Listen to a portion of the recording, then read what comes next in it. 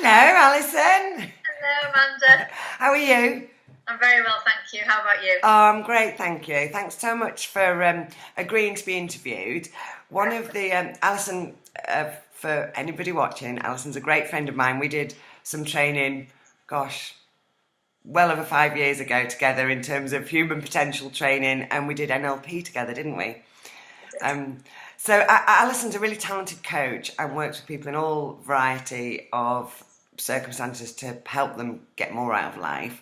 The thing we're going to talk today is one of our areas of speciality, which is weight loss. Which, you know, if we're as a woman watching this, we've probably all had our taste of how do we do that. How does a coach, Alison, help somebody with weight loss? So, my experience, Amanda, is a lot of people come to me and they've done a lot of things. They've tried a lot of diets, they've been to Weight Watchers, Slimming World, lots of other products out there they've tried. They'll call themselves a yo-yo dieter. So they do quite well and then don't seem get to a certain point and then they're stuck. And then they go back and then that sort of whole, too much effort, not enough results. And what first of all, I'm interested in is to understand their relationship with food, and that sometimes can stem back from being very young, and also how their brain, their mind, their bodies actually are dealing and managing food and their weight. So it's a lot about how they approach dieting in terms of their mind. So where their focus is, what they believe about their diet. Do they believe they can lose the weight? Because if you don't believe you can lose it, you won't. Yeah. And I guess if people have been, you said yo-yoing, all the proof would suggest that they can't. Yes. So it's sorry, Amanda, their language to themselves is often that, here we go again. I'll only get to whatever, 12 stone, and I never get past that. Well, if we understand how our minds work, you've almost made a decision of how it's going to be. Yeah. So she's very much to look typically at that kind of thing first, and their beliefs to ensure that they are aligned with what they want to achieve.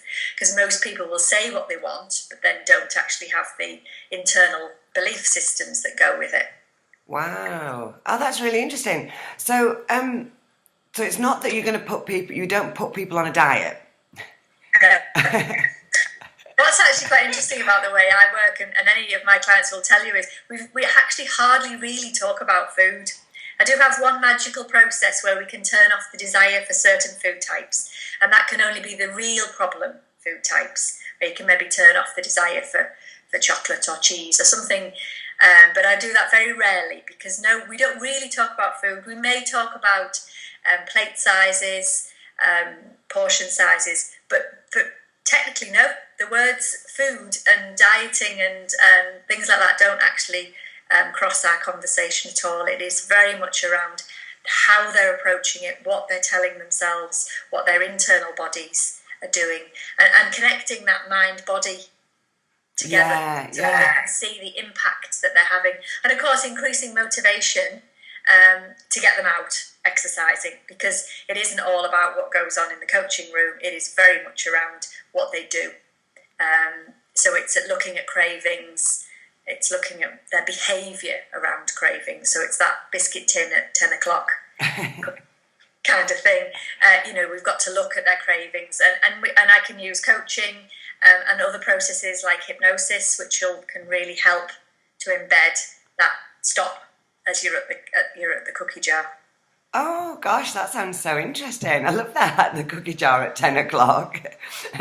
And so what happens? You work with people, it's about 6 weeks initially, isn't it, that you start? Yeah, I like to do about 6 weeks to start. It can be done on Skype for an hour each week, and that's just to really start to challenge really that thinking around the can'ts and that it'll never happen to me and I've tried everything.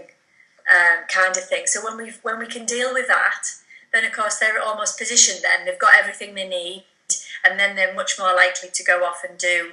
And don't get me wrong, some people still will go off and do the groups because they like to be around others, and that can still work. But one thing that I do often do, Amanda, is I ban scales. And I found that that's really worked, because when people are constantly on the scales, we all have days where we hold on to water more, or, especially women, certain times of the month, you get on that scale, you think you've lost you think you haven't lost anything, or you've lost nothing, or you've gained. And that can set people straight back. Oh, what's the point? And then they start again with their diet, with their eating. And I find if you ban the scales, it stops that. Yeah. Because for me, it's all about how they feel. And when you feel better, and you feel more confident, and you feel like you've got a handle on what's going on, then you will lose the weight. Yeah, I love that. Actually, I don't have a pair.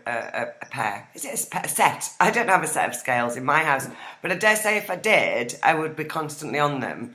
I know people are on them 2 or 3 times a day, or have been on them 2 or 3 times a day, and it's quite dangerous. Yeah. Because you your motivation around, have I lost anything? You get on the scales. There's a measure. Of course, it's semi-accurate to a point. But does it help your motivation? Because if you haven't lost anything, is it very tempting to think, well, what's the point? And then I'll have that treat. Yeah. And then you're forever restarting, which is fine. But it is part of the problem for a lot of people, and that's the yo-yo bit, I think. Yeah. Well, I know this may sound a bit strange, but what are the key reasons why people really want to lose weight? Some people have had a health scare. Yeah. So some people, it does come from a very practical level.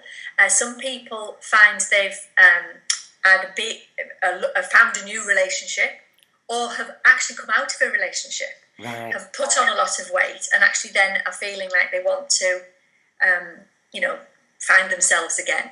Weight is one of those funny things that people can use to hide behind. I've had a lot of women who have been very unsure about how they feel about their bodies and about relationships, and find their weight almost is part of the, well, if I'm big, people won't look at me. So a change of circumstances can often mean that they want then to be there. And often people, another example, people have come and they've got grandchildren, and they want to run round with the grandchildren, and they can't. They've realised they've got bigger. Or people are getting a new job, and I think people just generally get to a point where they've had enough, or they've just kept yo-yoing and they've just been on it all life. All life. Yeah. So it sounds like there is a lot. It's all to do with what's going on up here, isn't it? Yeah. And yeah. And obviously what goes in here does affect what goes up in here. But I'll always say, if you're serious about dieting, if people are serious about dieting, then they wouldn't put the biscuits in their mouth. So there's got to be a connection in terms of how they feel about themselves, whether they believe in themselves, whether they think they're good enough, whether they're important enough to be able to actually stop themselves doing that. Yeah. Because if the power isn't there to stop themselves doing that, then obviously they'll put the biscuit in their mouth. Yeah. It's highly successful people, who believe in themselves. If we think of the complete opposite, athletes, they wouldn't put the biscuit in their mouth. No. Because they believe in themselves. Yeah. And they believe that to me is the essence of weight loss, and many other things that people want to achieve. Yeah. Oh, that's amazing. So it isn't. People will still have to be more conscious of their food. They'll have to be aware of what they're eating, plate sizes, etc. But you're helping them to understand what their thoughts are, change those, and get them knowing that they can achieve.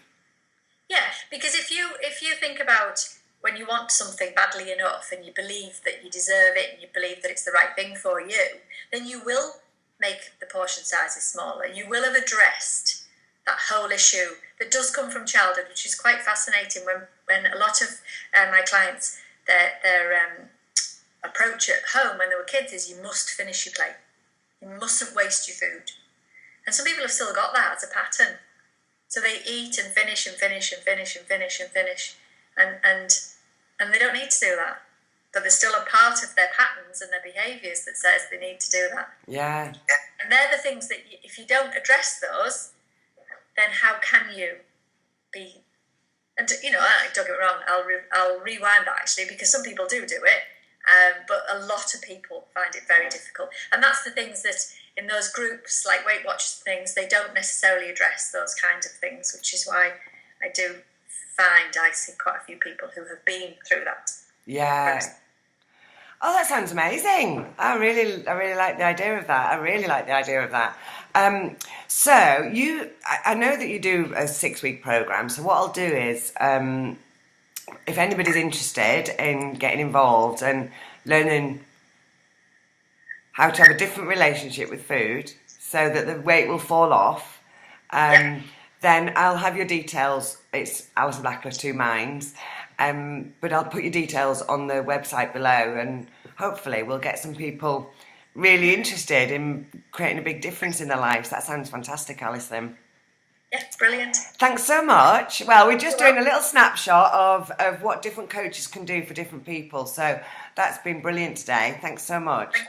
All right, thanks, Amanda. I'll see you soon. All right, bye. Bye.